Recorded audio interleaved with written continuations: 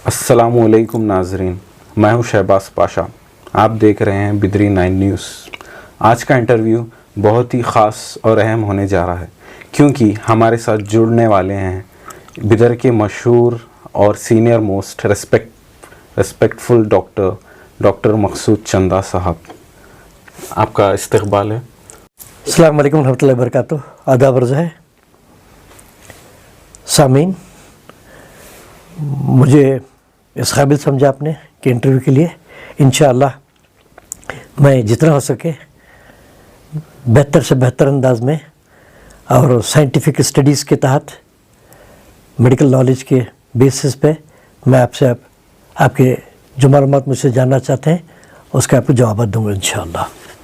तो डॉक्टर साहब, जैसा कि नया साल शुरू हो चुका है, लोग हमेशा इस फिराक में रहते हैं कि नया साल नए खुशियां लेकर आए ज़िंदगी में, लेकिन कुछ पुराने बलायात जो है सो पीछा छोड़ने का लफ्ज़ ले रहे ही नहीं। तो कोविड की थर्ड वेव, जैसा कि आप देख सकते हैं, स्पाइक लेना शुरू कर चुकी है। तो आपके इसके ऊपर क्या नज़रिए और क्या पॉइंट ऑफ व्यूज़ है, अपने व्यूवर्स को बताइए। ये बात कोई ढकी चुकी नहीं है, पूरी दुनिया जानती है। पैंडमिक पूरी दुनिया भर में बीमारी से काफ़ी लाखों करोड़ों लोग परेशान हैं। इसकी ख़ास बात ये रही कि कोविड-19 के लास्ट डेज़ में शुरू हुई। हमारे इंडिया पहुंचते पहुंचते 2020 हो चुकी थी। फर्स्ट वेव रही इस वायरस की। फर्स्ट वेव के गुज़रते हुए हमने क्या किया, हमें क्या करना चाहिए थे, थोड़ा सा मुहासिबा कर लें। प्रिकॉशंस और जो चीज़ें बोले गए थे, क्या हम उसमें पूरी तरह से उतरे? अगर नहीं तो फिर उसका हमको खामियाना भुगतना पड़ा। उसके बाद जो दुनिया भर में सेकंड वेव शुरू हुई, एक के बाद एक वेव आ ही रहे हैं। सेकंड वेव जो आई, जिसका पहला वायरस इंडिया से डिटेक्ट हुआ, बाद में उसको डेल्टा नाम दिया गया। उसकी सबसे बड़ी बात ये थी कि वो लंग्स को, फेफड़ों को बुरी तरह से असर कर रहा था, जिसमें पेशेंट्स एक एक सांस के लिए तड़प रहे थे और ऑक्सीजन के लिए बेइंतहा परेशान रहे, और कई पेशेंट्स ने ऑक्सीजन के ना मिलने की वजह से अपना दम तोड़ दिया। रहा अगली बातें, मैं आपको इस बारे में बता दूं कि ये दूसरी वेव के बारे में आप सब लोग जानते हैं क्या क्या हुआ, क्या नहीं हुआ। इसमें दुनिया ने करोड़ों लोगों को भी अफेक्टेड किया इस बीमारी ने, और उसके बाद लाखों लोगों ने अपनी जान दे दी, और उसके psychological impacts, medical impacts, health impacts इतने ज़्यादा हो चुके हैं, इकोनॉमिकल इम्पैक्ट्स जिसकी कोई इंतहा नहीं। अभी उससे दुनिया उभर भी नहीं पाई थी कि थर्ड वेव आ चुकी है। थर्ड वेव के बारे में, जैसा कि आपने कहा कि नया साल शुरू हुआ है, मैं एक अच्छे अंदाज से एक बात करूँगा। ओमिक्रॉन बोलिए आप, ओमाइक्रॉन बोलिए आप, ये जो नया नाम दिया गया है, ये अफ्रीका से शुरू हुई। इसकी ख़ास बात ये है कि ये जरासीम, ये जो वायरस है, ये म्यूटेशन होता जा रहा है, इसमें चेंजेस आते चले जा रहे हैं इसके स्पाइक्स में, और ये होते होते इस स्टेज पे आया है कि इसकी ट्रांसमिशन बहुत तेज़ हो चुकी है। ये इंसानी जिस्म के अंदर के मेम्ब्रेन्स को जाके कैच करता है, बड़ी तेज़ी से इन्वेड करता है, इन्फेक्ट करता है, उसके बाद बड़ी तेज़ी से फैलता है। ये ट्रांसमिशन में बहुत फास्ट हो चुका है, मैंने आपसे बताया। ये इसलिए ख़तरनाक हो गया है कि बहुत तेज़ पूरी दुनिया में फैलने वाला हो गया। दूसरी बात आपको सुन के खुशी होगी कि इसके जिस्म पे असरात बहुत कम है। ये बीमारी एक कॉमन फ्लू के टाइप है। सर्दी, ज़ुकाम, खांसी, बुखार, ये जैसे मामूली सी चीज़ होती है ना, ये उसी अंदाज में आप लीजिए इसको। मतलब मेरा मतलब ये नहीं कि एहतियात ना करें, इससे इतना पैनिक होने की ज़रूरत नहीं है, आपको घबराने की ज़रूरत नहीं है। यहाँ तक कि साइंटिस्ट की एक नई स्टडी आ जा रही है, अगर ये हो तो सबके लिए बहुत बेहतर बात है कि ये म्यूटेट हो कि इस स्टेज पे आया है कि इसकी विरुलेंसी, इस वायरस की विरुलेंसी, इस वायरस के ख़तरनाक असरात जो जिस्म पे होने वाले थे वो बहुत कम हो गए हैं, और इस तरह से ये हो सकता है कि विद इन नो टाइम, कुछ महीनों में पूरी दुनिया के लोगों में इन्फेक्शन को आम कर दे और ख़त्म होकर निकल जाए, और तमाम दुनिया को इसका रेजिस्टेंस पावर आ जाए, बॉडी इम्यूनिटी आ जाए। अब रही बात, ये तो रहा आपके, मैंने बता दिया। अब इसके बाद आपको और कुछ चीज़ें अलर्ट करना चाहता हूँ। इसमें इसके बाद भी और म्यूटेशन हो सकते हैं, और वो म्यूटेशन कैसे होते हैं, जैसे कि साइंटिस्ट ने एक उम्मीद लगाई है कि ये बहुत ही कमज़ोर होकर चला जाएगा, हो सकता है कि नया टर्न भी ले। इसके लिए आपको इसलिए मैं बता रहा हूँ कि बड़ी दो बातें हैं। एक तो सीज़न बहुत फेवरेबल है, सर्दी के दिन, ठंडा मौसम वायरस के ग्रो होने के लिए बहुत ही मौका देता है। इंसान का बॉडी रेजिस्टेंस थोड़ा सा कम हो जाता है, और एहतियात हमारे में बहुत कम है, इसकी वजह से फैलने के चांसेस बहुत बढ़ गए हैं। और कुछ और नए स्ट्रेन्स आ रहे हैं, जिसको ये जो डेल्टा था ना, नंबर 2 वेव, सेकेंड वेव का डेल्टा, आपका जो है माइक्रॉन, ये दोनों मिलके एक नया वेरिएंट पैदा किए हैं। इस वेरिएंट को डेल्टा क्रॉन भी कहा जा रहा है। ये दोनों के मिलने से जो वायरस में चेंजेस मिलके जो वायरस हुआ है, इससे थोड़े से ख़तरनाक साइंस मिल रहे हैं। ये होने की सबसे बड़ी वजह क्या हुई मालूम को? ये हॉस्पिटलाइज पेशेंट में हो रहा है। ये जरासीम कहाँ थे? हॉस्पिटल में थे। एक इधर ओमिक्रॉन का पेशेंट है, एक इधर डेल्टा क्रॉन का पेशेंट है। इनके वायरस मिल जा रहे हैं। मिलने के बाद में जो म्यूटेशन हो रहा है, इसको नाम दिया गया है डेल्टा क्रॉन। ये हॉस्पिटलाइज पेशेंट्स में है। यहाँ पे हॉस्पिटल के लोगों को भी अलर्ट होना चाहिए कि क्रॉस इन्फेक्शन ना होने पाए, और इसको इवन कॉम्बिनेशन का भी नाम दिया गया है। ये कॉम्बिनेशन भी है, और ये को इन्फेक्शन भी कहला रहा है। ये एक दोनों मिलकर जो को इन्फेक्शन कर रहे हैं, इससे नया वेरिएंट पैदा हो रहा है। इससे कहाँ तक क्या क्या होने वाला है अभी सही अंदाज़ा नहीं हुआ है। इसकी स्टडी सिप्रस जो कंट्री है ना, किप्रस या सिप्रस कहते हैं, वहाँ के साइंटिस्ट ने इस कॉम्बिनेशन का पता चलाया है, और इसकी भी हमको एहतियात करना है। ये 2 पेशेंट के आपने बताया नहीं। और एक बात बता दूं आपको मैं, लेक्सिकॉन और एक फ्लूकोना भी कहा जा रहा है, फ्लूकोना, ये जो है यूनाइटेड स्टेट्स में नया स्ट्रेन आया है। इसमें ख़ास बात यह है कि वो 2 मिलकर एक नया वेरिएंट पैदा किए थे। मैं सिप्रस की जो बात किया, अब ये जो है अमेरिका में जो पाया जा रहा है, फ्लूकोना बोलते हैं। इसमें 2 वायरस मिलकर अटैक कर रहे हैं इंसान को। एक तो फ्लू का वायरस जो कॉमन सोसाइटी में पाया जाता है, और मौसम के लिहाज से सरमा में बहुत ज़्यादा होता है, वो फ्लू का वायरस। और दूसरा ये कोरोना वायरस। ये दोनों वायरस मिलके डबल अटैक हो रहा है। ये केसेस अब तक के करीब 25 केसेस यूनाइटेड स्टेट्स में आ चुके हैं। अगर ये वायरस भी अगर इसी तेज़ी से फैलना शुरू हो जाए, तो शायद इसके नताइज बुरे होने के इम्कानात हैं। और आप ये बात जान के परेशान होंगे कि केसेस बड़ी तेज़ी से बढ़ते चले जा रहे हैं। ख़ासकर यूके में अब इस वक्त करीब 1,37,000 केसेस वहाँ पे डिटेक्ट हुए हैं, और रिसेंट इससे मरने वालों की तादाद 73 है, 73 है। और इस हिसाब से यूके इस वक्त यूरोप का नंबर 1 कंट्री बन चुका है, जहाँ पे 1.5 लाख से ज़्यादा डेथ्स टोटल हो चुके हैं, और इन्फेक्शंस का रेट लिया जाए तो। और इस हिसाब से यूके दुनिया का नंबर 7वां कंट्री हो चुका है। शायद आपको अच्छी तरह से मालूम होगा, ये बीमारी सबसे ज़्यादा जो फैली और जो अमवात हुए, वो यूनाइटेड स्टेट्स ऑफ अमेरिका है। नंबर 2 पे ब्राज़ील है, नंबर 3 पे रशिया है, पेरू है, मैक्सिको है, इंडिया है। यहाँ पे इनकी तादाद बहुत ज़्यादा है। आज यूके की एक बात बता दूँ तो आपको बड़ा ताज्जुब होगा कि इस फील्ड में काम करने वाले 80,000 स्टाफ अपनी फील्ड से हट चुके हैं। उसकी वजह उनमें बॉडी रेजिस्टेंस कम हो चुका है, बेइंतहा वीकनेस आ चुका है, या वो बीमारी से झुलस रहे हैं और इस काबिल नहीं रहे कि काम कर चुके, या साइकोलॉजिकली कमज़ोर हो चुके हैं।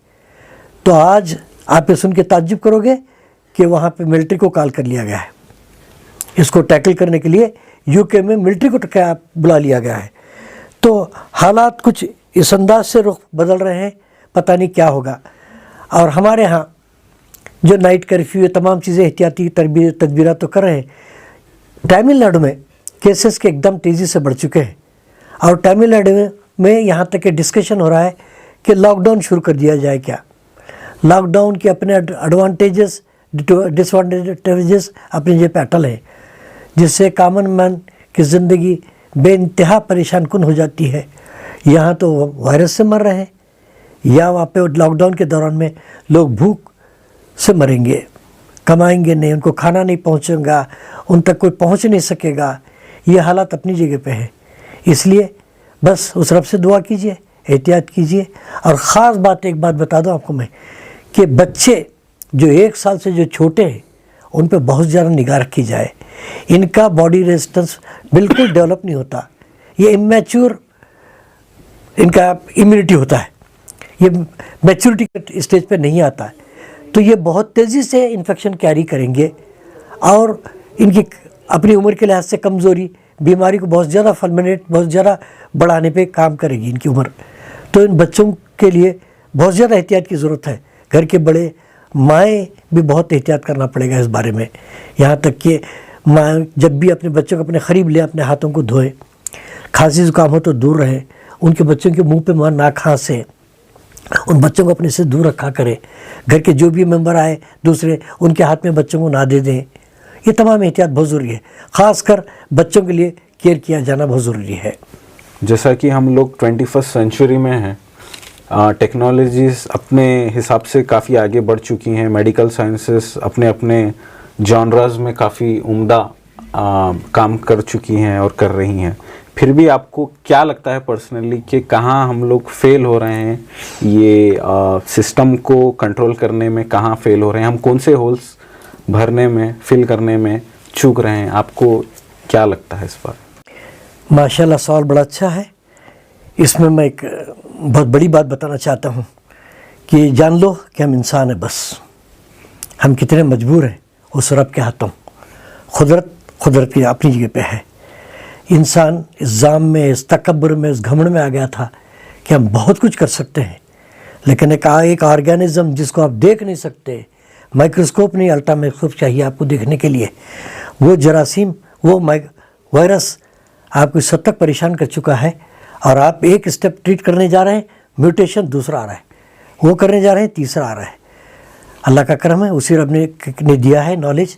इसके लिए बेहतरीन दवाएं हैं, और ख़ासकर एंटीवायरल जो दवाएं हैं, छोटे से लेकर बड़े तक की भी हैं। उसको गैर ज़रूरी आप पैनिक होकर भाग कर उसका इलाज ना कर लें। छोटी सी चीज़ है, उसके तक पहुँचिए डॉक्टर्स के पास में, और जिसकी राय उसी से मैं एक सोसाइटी को एक ख़ास डायरेक्शन देना चाहता हूँ। यहाँ पे क्या है, जिसके मुँह को जो आए वो अपनी तरह पर राय देता है इंसान, ये कभी नहीं करना चाहिए, और लोग भी उनसे राय नहीं लेना चाहिए। Half knowledge is always dangerous, आपने सुना है। तो मेडिकल एक्सपर्ट से मुलाकात करें। डॉक्टर्स भी हैं कि पहले स्टेज पे वो दवा में इंपॉर्टेंट दवाएं ना दिए। आप सुनेंगे कि ताज्जुब होगा कि एक एंटीवायरल दवा है जिसकी कीमत करीब 1.25 लाख या 1.5 लाख है एक इंजेक्शन की। इस हद तक भी साइंस तरक्की कर चुकी है और बहुत ही इफ़ेक्टिव साबित हो चुका है। तो मेडिसिन हैं, इसका इलाज है, हो रहा है। और वजह इतनी ज़्यादा डेथ्स वगैरह की है कि पेशेंट्स लेट दवाखानों को पहुंच रहे हैं, ट्रीटमेंट लेट ले रहे हैं, या इसमें पैनिक होकर शुरुआत में डॉक्टर्स पे प्रेशर डाल रहे हैं कि बड़ी बड़ी दवाएं जल्दी से जल्दी इस्तेमाल कर लें। उसका रेजिस्टेंस डेवलप हो जाता है, बाद में कोई दवा काम नहीं करती, ये भी नुकसान हो रहा है। इसमें कुछ मैं आपको एहतियाती तदबीर बताऊं जो हम लोग काम प्लान करना चाहिए। ज़रा गौर से सुन लें, अमल कीजिए, इंशाल्लाह हम लोग बहुत मज़े में रहेंगे। एक तो मेरी ये है कि मैं ख़ुद भी चाहूँगा कि अगर आप लोग चाहते हैं तो एक हेल्पलाइन या हेल्प डेस्क शुरू करें। इससे क्या काम करेंगे हम, आपको अवेयरनेस लाएंगे हम इससे। नंबर 2, आपकी काउंसलिंग की जाएगी। जैसे किसी ने एकदम परेशान हो गया, फ्लू हो गया, मुझे क्या करना चाहिए, कहाँ भागना चाहिए, हम डॉक्टर से एक पैनल बनाएंगे। आप ये चाहते हैं, सोसाइटी चाहती है, तो बोलिए within no time I will create it. हम उनको कन्विंस कर बता देंगे कि भैया इसमें कुछ नहीं होने वाला है, ये एक गोली खा लो, एक गोली खा लो, काफ़ी है आपके लिए। काउंसलिंग करेंगे। उसके बाद में गाइड किया जाएगा, इस हालात में आपको कहाँ जाना चाहिए या एडमिशन कर लेना चाहिए, कौन सा ट्रीटमेंट दरकार है, कहाँ पे बेड्स अवेलेबल हैं, कहाँ पे नहीं है, ये तमाम आपको गाइड करेंगे। तो ये हेल्पलाइन क्रिएट करने के ये गवर्नमेंट करती है, ओके, या चाहते हैं तो हम लोग भी तैयार हैं, बहुत जल्दी शुरू कर देंगे। नंबर 2, प्रिकॉशंस जिसमें हमेशा फेल रहे हैं। मैं बड़े ही स्ट्रेस करके बात बता दूंगा कि मास्क बहुत कम लोग इस्तेमाल करते हैं, कांटेक्ट बहुत ज़्यादा है हमारा, शादी ब्याह के छोटे छोटे programme, birthday, new year celebration, ये हमने भी नहीं छोड़ा। क्या ज़रूरी था? इसके बगैर हम नहीं जी सकते थे। इसमें एक आदमी जस्ट ऑर्गेनिजम्स को कैरी कर रहा है, वो उस मॉब में आ गया, उसकी वजह से कई लोग इन्फेक्ट हो गए। इसको अवॉइड नहीं किया हमने। सोशल डिस्टेंसिंग जो सबसे बड़ी चीज़ थी, वायरस बहुत ही कम दूर तक फ्लाई कर सकता है। जब आदमी खांसता है, छींकता है, उसमें अगर ऑर्गेनिजम्स हैं, उसको बीमारी है या जरासीम कैरी कर रहा है, तो थोड़ी सी दूर में ड्रॉप हो जाएंगे। तो आप उतना डिस्टेंस मेंटेन करते जाइए।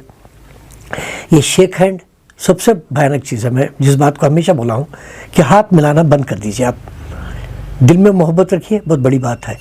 ये हाथ आप घर से निकले तो आप तय कर लो, बीमार भी दूसरे लोग भी, अपना हाथ अपने नाक में, अपने मुंह में, अपने आँखों के इधर ना मूवमेंट करें। आप अगर बीमार हैं, आप पर जरासीम आपके हाथ को लग गए, आपने स्टेयर्स को पकड़ा, आपने लिफ्ट के बटन को दबाया, आपने स्विच ऑन किया, आपने शेक हैंड किया, वहाँ जरासीम लग गए।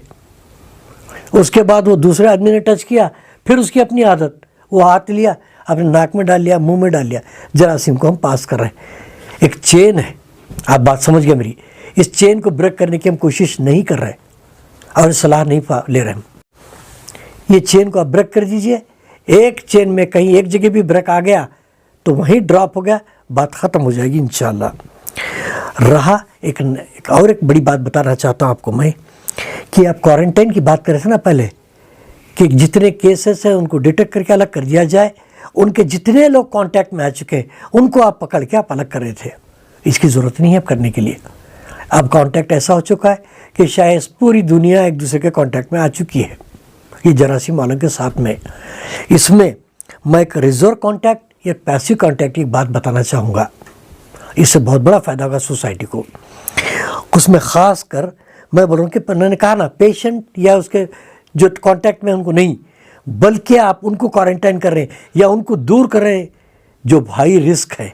इससे पहले मैंने बताया ना कि 1 साल से कम उम्र के बच्चे हाई रिस्क है, उनकी बॉडी रेजिस्टेंस डेवलप नहीं हुई है। दूसरे सीनियर सिटीजन्स हैं जिनकी बॉडी रेजिस्टेंस बहुत कम हो चुकी है। कोमॉर्बिडिटी, जिनको शुगर है, बीपी है, कई बीमारियां हैं, लंग इन्फेक्शंस हैं, किडनी फेल्यूर है, ये लोगों का बॉडी रेजिस्टेंस बहुत कमज़ोर होता है और ये बड़ी आसानी से दूसरी बीमारी कैच कर सकते हैं। इन लोगों को बहुत ही दूर कर दीजिए, घर में किसी कोने में रखिए। घर के मेंबर्स भी जो बाहर जा रहे हैं वो एहतियात करें कि आके इनसे मुलाकात ना करें, इनकी खिदमत भी दूर से करें, इनको जो चीज़ भी ये कर रहे हैं इनको टच ना करें। बात समझ रहे हैं ना आपको? इस टाइप का क्वारंटाइन आप करोगे कि रिवर्स क्वारंटाइन जिसको बोलिए, इससे आप बहुत ज़्यादा हद तक जो रिस्की पेशेंट हैं, लोग हैं, उनको बचा ले सकेंगे। उसके बाद ये बड़े बड़े गैदरिंग्स वगैरह है ना, इनके ऊपर आप बंद कर लीजिए, इनसे पे एहतियात कीजिए। और मैं आखिरी में ये सोसाइटी में जो लोग वैक्सीन्स के ये इन चीज़ों के ख़िलाफ़ जो बात कर रहे हैं, मैं चाहूँगा कि एडमिनिस्ट्रेशन यहाँ पे क्या करा, मैं सवाल करता हूँ उनसे, क्या आप इनको ब्लॉक नहीं कर सकते? क्या इनको रोक नहीं सकते? आप एक काम कर रहे हैं, उसके ख़िलाफ़ वो लोग बोल रहे हैं। क्या ये कन्फ्यूजन नहीं आएगा लोगों में? ये कन्फ्यूजन क्रिएट हो रहा है। एडमिनिस्ट्रेशन बहुत ही स्ट्रॉन्ग एक्शन लेना चाहिए इस बारे में, लेके इस बात को रोकना चाहिए और लोगों को कन्फ्यूजन से बचाना चाहिए। आखिर में बहुत इम्पॉर्टेंट बात है मेरी कि इसको टैकल करने की एक बड़ी चीज़ है, वो है आप अपना बॉडी रेजिस्टेंस को बढ़ाइए, बॉडी इम्यूनिटी को बढ़ाइए। इसके लिए कुछ मेरे पॉइंट्स हैं। ए गुड हाइजीन, पाकी सफाई, इससे बहुत बच जाएंगे। आप रिपीटेडली हाथ धोते रहें, मुंह धोते रहें, नाक छिनकते रहें, जरासीम जो आके रुक चुके हैं वो निकल जाएंगे। हाथ धो लिए, मैंने कहा ना आपसे, कहीं आपने हाथ टच कर लिया था, आपको जरासीम लग चुके थे, वो आप आके हाथ धो लिए, क्लियर हो गए। बच्चों को आप ले, उससे पहले अपना हाथ अच्छी तरह से धो लिए।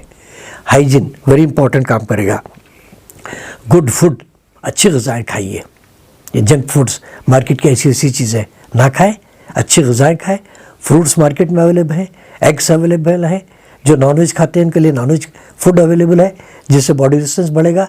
अपने बॉडी रेजिस्टेंस को बढ़ाने के लिए अच्छी ग़िज़ा लीजिए, एक्सरसाइज कीजिए, इससे ब्लड सर्कुलेशन बॉडी का बढ़ेगा, बॉडी की इम्यूनिटी बढ़ेगी, आपकी हेल्थ इंप्रूव होगी।